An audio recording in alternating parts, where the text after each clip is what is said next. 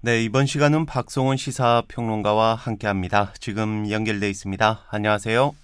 네, 안녕하세요. 더 나은 내일을 꿈꾸는 평론가 박성훈입니다. 네, 자, 오늘은 어떤 이야기를 좀 나눠볼까요?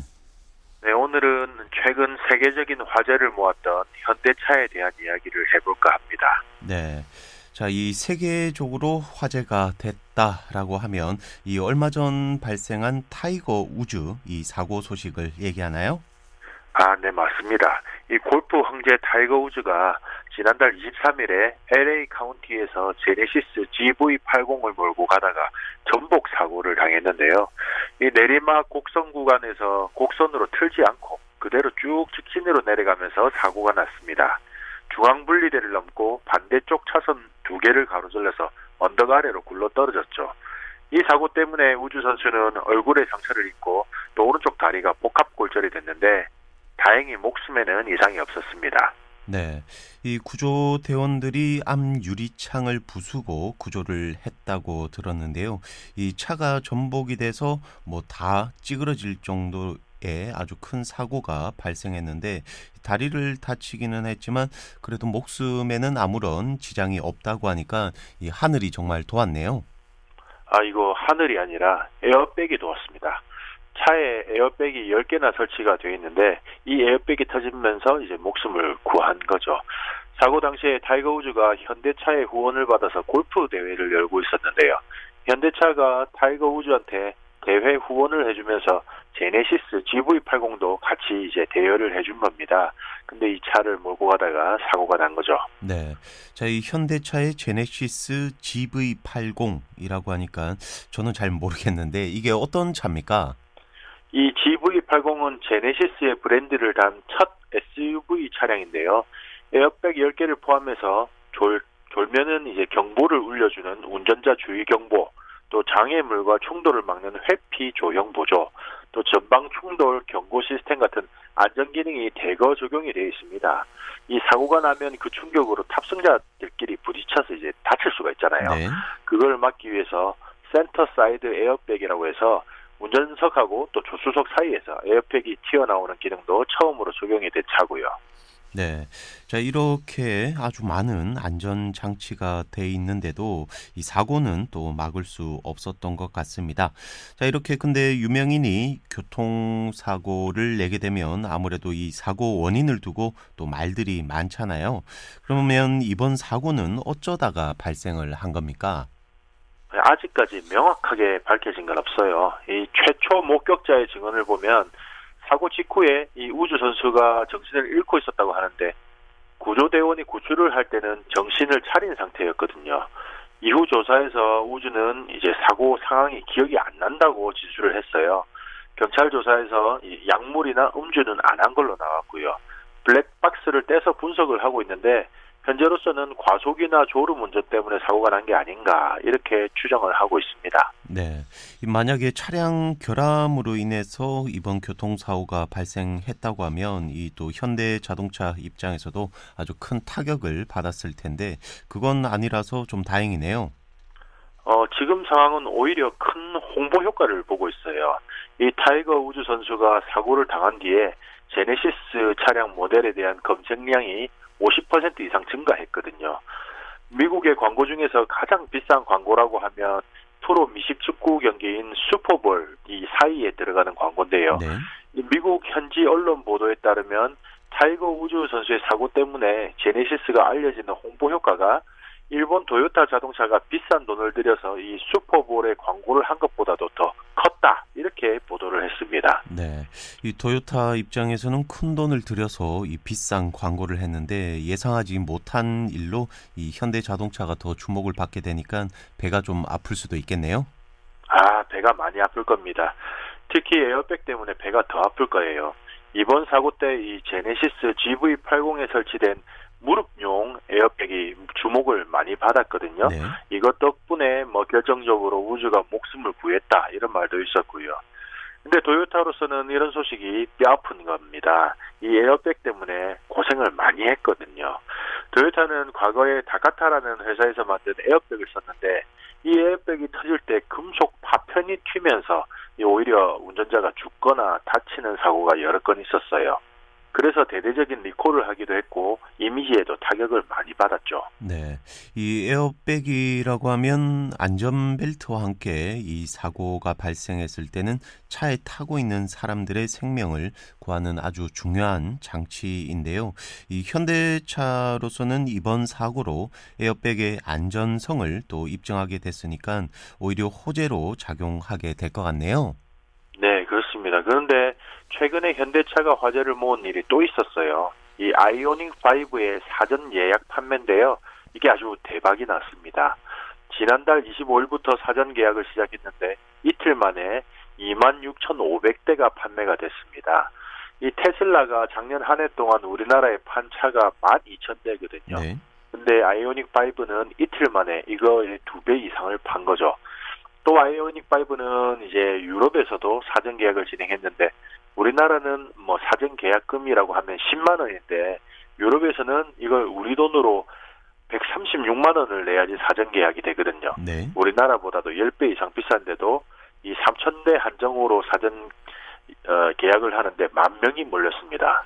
네, 이 사전 계약의 인기가 뭐 엄청난 것 같은데요.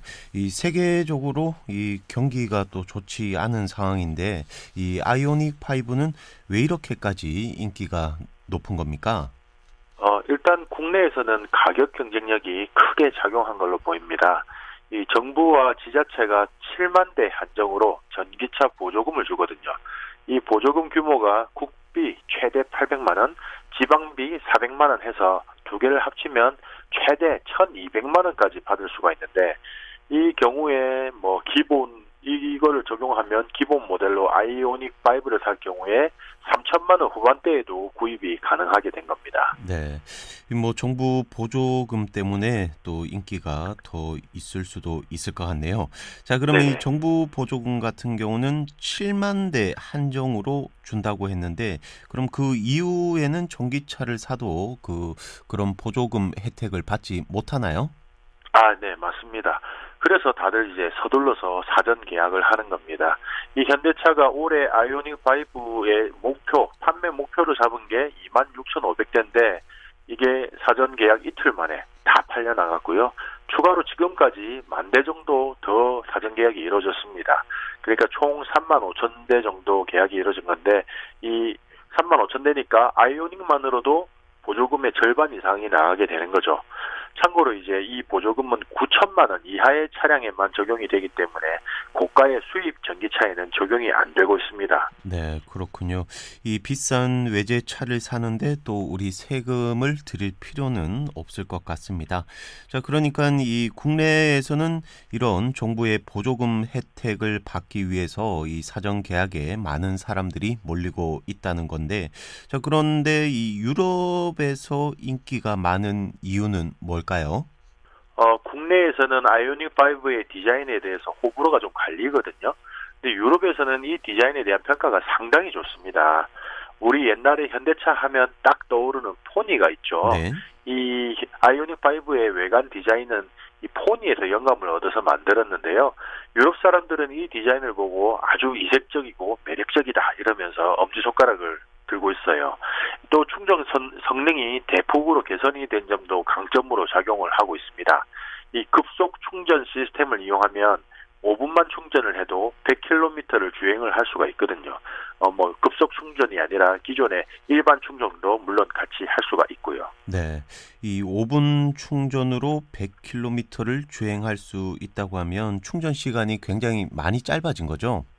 네, 그렇죠.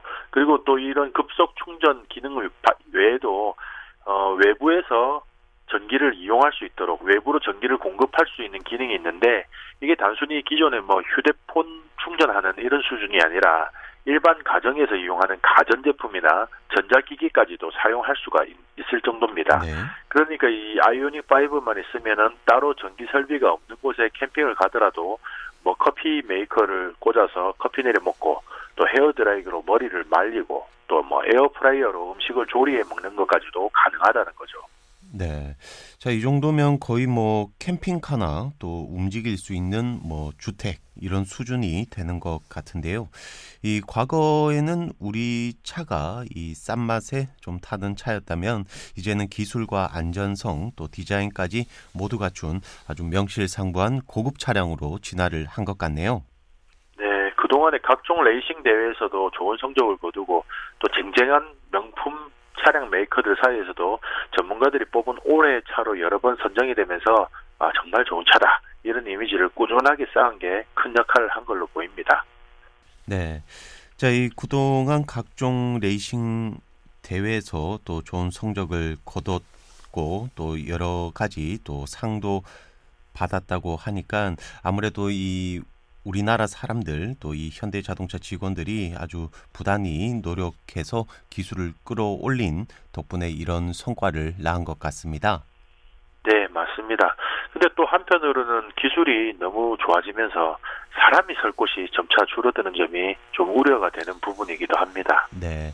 이건 아무래도 생산 자동화를 말씀하시는 거죠? 그것도 그렇지만은 이 전기차는 내연 기관 차량에 비해서 부품이 30% 정도 적거든요. 네. 그만큼 생산 인력이 적게 필요하다는 거죠.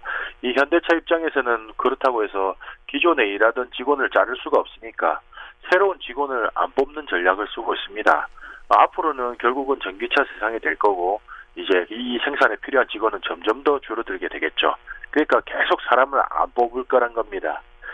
또 그 밖에도 협력업체도 문제죠. 이 부품이 적어지니까 협력업체가 그만큼 필요가 없어지게 되는 거거든요. 네. 이 전기차는 부품이 기존 차량에 비해서 30%가량 적으니까 아무래도 협력 업체도 30% 정도는 필요가 없어진다. 뭐 이런 얘기네요. 네, 그렇죠. 전국적으로 협력업체가 9,000개 정도 있는데요. 이 3,000개 정도는 사라진다는 겁니다. 또 부품이 적어지는 만큼 이 고장 요인도 줄어든다는 거니까 정비소도 점점 어려워지겠죠. 예전에는 그 순돌이 아빠라고 해서 딱 순돌이 아빠 하면 떠오르는 만물상 기억하시는 분들 많으실 텐데요. 네. 그 만물상들이 동네마다 하나씩은 있었는데 지금은 싹 사라졌잖아요. 앞으로는 차량 정비소도 그렇게 될지도 모릅니다.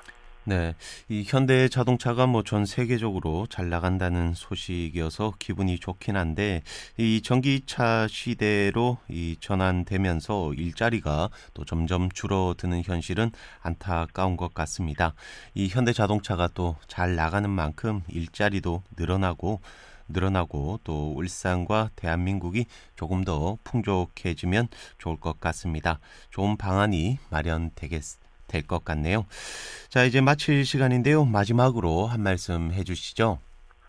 현대차의 악재를 걱정하고 현대차의 약진을 응원하는 시민들이 많습니다. 울산 토종기업으로서 지역과 상생을 위한 고민을 함께하는 현대차가 되길 기대합니다. 네, 오늘 소식은 여기까지입니다.